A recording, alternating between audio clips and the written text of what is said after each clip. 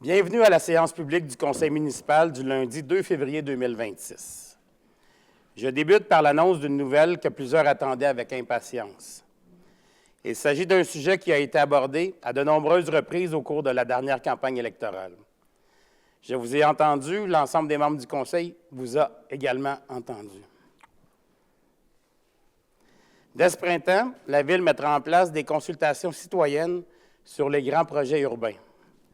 Parfois appelées tables de quartier par les citoyens, ces consultations auront pour objectif de renforcer la collaboration entre l'administration municipale, les personnes élues et la population, afin de favoriser une meilleure compréhension des projets et des enjeux qui les entourent.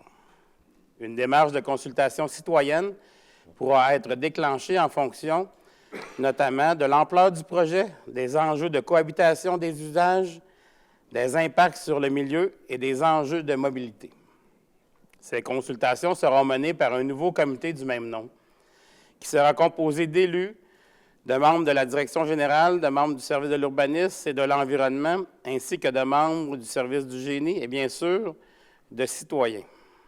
D'ailleurs, un appel de candidature sera lancé dans les prochaines semaines.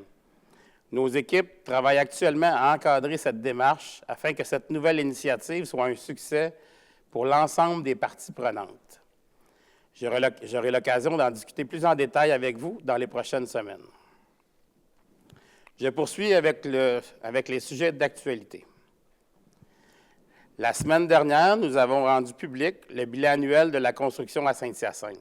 Les résultats de 2025 confirment la vigueur du secteur et la continuité du dynamisme observé au cours des dernières années.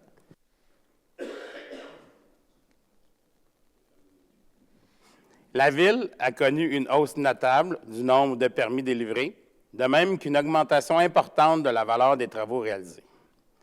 En effet, 2557 permis ont été émis, représentant des investissements totalisant 284 millions de dollars et la création de 542 nouveaux logements. Cette performance est le fruit d'un travail collectif entre la Ville, les promoteurs et les entrepreneurs. Les projets réalisés, de même que ceux à venir, notamment au centre-ville, contribuent à renforcer l'attractivité de Saint-Hyacinthe comme milieu de vie et comme lieu d'investissement. Je vous rappelle que Saint-Hyacinthe-en-Blanc a lieu ce samedi 7 et dimanche 8 février au Parc Les Salines. Les Mascoutins de tous âges sont invités à venir profiter des festivités organisées pour les petits comme pour les grands.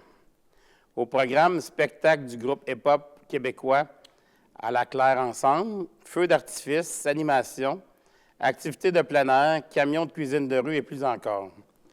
Pour vous rendre au parc, vous pouvez utiliser gratuitement les autobus navettes en continu le samedi 7 février de 17h30 à 23h, ainsi que le dimanche 8 février de 10h à 16h.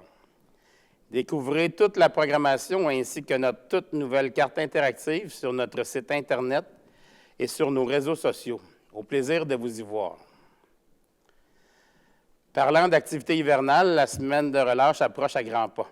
Pour l'occasion, les corporations de loisirs de quartier organisent des activités spéciales qui se tiendront du 28 février au 8 mars.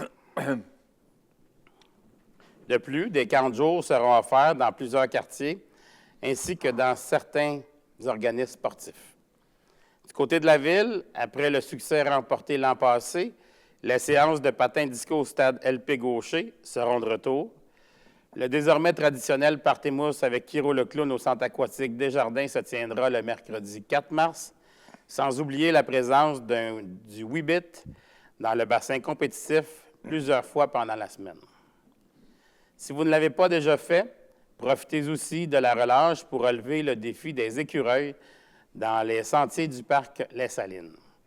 Et bien sûr, fidèles au rendez-vous, les nombreuses patinoires des corporations de loisirs, ainsi que l'anneau glacier au parc Casimir-Dessols et la patinoire du parc Les Salines seront ouvertes pour le plus grand bonheur des amateurs de patins. Notez toutefois que l'ouverture de celle-ci et la qualité de la glace sont tributaires de la météo. Pour trouver les coordonnées des organismes et vous inscrire aux activités, consultez la page spéciale de la semaine de relâche de sainthyacinthe.ca/relâche. La Ville de Saint-Hyacinthe est à la recherche de retraités actifs ou d'adultes qui souhaitent garder la forme pour agrandir son équipe de sauveteurs. La formation est offerte gratuitement, 2 demi-journées en semaine sur une période de 10 semaines et sera adaptée selon les capacités et les disponibilités des candidats. Déjà, après 4 semaines, les participants pourront mettre en pratique leurs nouvelles connaissances en commençant à travailler comme assistant surveillant sauveteur. Pour vous inscrire sur le site Internet de la Ville de Saint-Hyacinthe et vous joindre à nous lors d'une séance d'information le 6 février prochain au Centre aquatique. Les inscriptions peuvent se faire en ligne ou sur place dans certains centres communautaires. Cet été, la Ville de Saint-Hyacinthe recrute. Plus de 200 emplois estivaux sont offerts aux personnes qui veulent gagner de l'expérience, relever des défis et faire une vraie différence dans le milieu. Aquatique et plein air, travaux publics et urbanisme, stages, camps de jour, il y en a pour tous les goûts. Pour le volet aquatique, la Ville offre la formation gratuitement. Les détails des emplois et le dépôt des candidatures sont disponibles sur le site Internet de la Ville de Saint-Hyacinthe. La Fédération des transporteurs par autobus, en collaboration avec ses partenaires, tient du 26 janvier au 6 février 2026 la 38e campagne de sensibilisation « M'as-tu vu? » S'arrêter n'est pas optionnel, visant à promouvoir des comportements sécuritaires en présence des autobus scolaires. J'invite l'ensemble des conducteurs à faire preuve d'une vigilance en zone scolaire, particulièrement lors des arrêts d'autobus. Respectez la signalisation et faites preuve de patience afin d'assurer la sécurité de tous. Pour finir, comme vous le voyez certainement, les membres du Conseil portent une épinglette du ruban vert et blanc en soutien aux jeunes dans leur effort vers la réussite scolaire. En effet, du 16 au 20 février prochain, se tiendront les journées de la persévérance scolaire. En participant à ce mouvement, nous formons une équipe déterminée à offrir aux jeunes générations les outils nécessaires pour s'épanouir et contribuer positivement à notre société. Encourageons tous les élèves de notre ville à continuer à rêver, à apprendre et à grandir. Nous en sommes maintenant à la période de questions du public. Pour cette période, les citoyens peuvent nous joindre par le formulaire disponible sur le site Internet de la Ville avant 17 h le jeudi précédant la séance. Ils peuvent aussi se présenter en séance publique.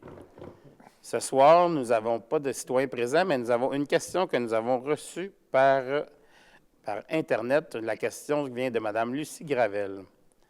Bonjour, pourquoi n'y a-t-il pas de site Internet pour s'inscrire au loisir Notre-Dame, s'il vous plaît? Merci et bonne soirée. Merci pour votre question, Mme Gravel. L'équipe des loisirs Notre-Dame réfléchit à la possibilité d'ajouter un site Internet dans sa planification 2027-2028. À l'heure actuelle, le volume d'inscription est trop faible pour justifier la mise en place d'un système en ligne. La majorité des activités sont des activités libres sans inscription, à l'exception des activités estivales jeunesse, qui regroupent moins de 25 jeunes. Ainsi, l'implantation d'un logiciel d'inscription ne serait pas optimale à court terme.